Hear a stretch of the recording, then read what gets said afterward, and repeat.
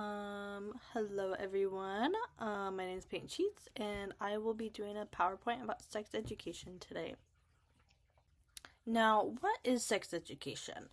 Well, sex education is a high-quality teaching about a broad variety of topics related to sex and sexuality.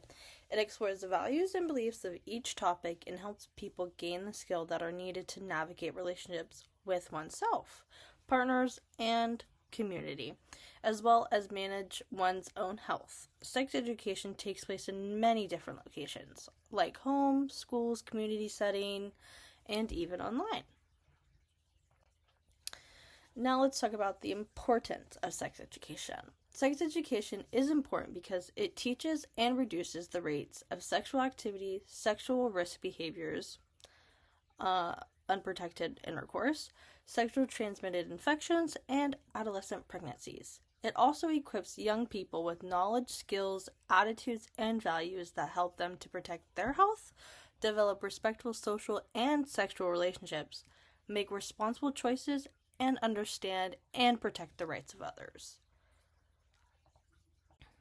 Understanding the importance of safe sex gives us the opportunity to keep ourselves and others safe from sexually transmitted infections or diseases.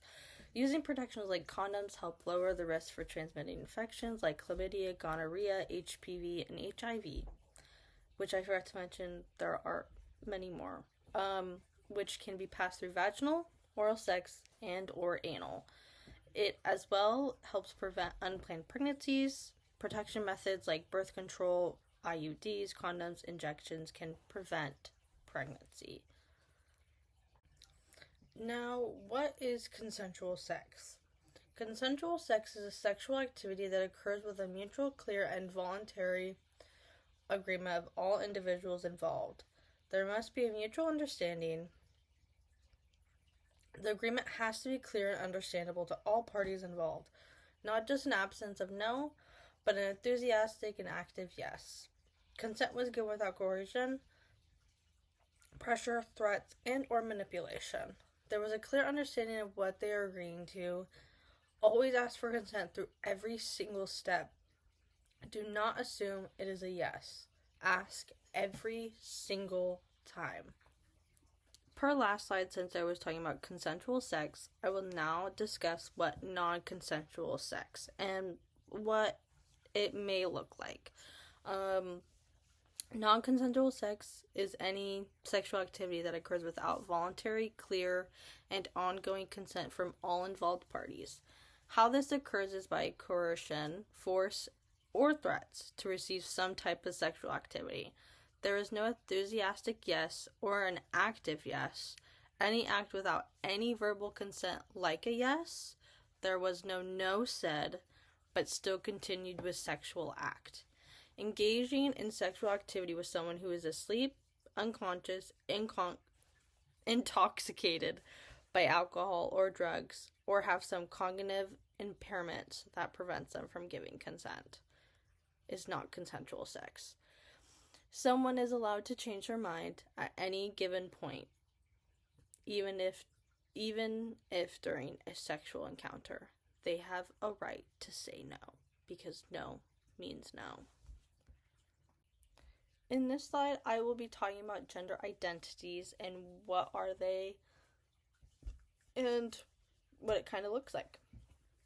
So gender is the state of being male or female, and it's typically regarding to a social construct rather than physical attributes.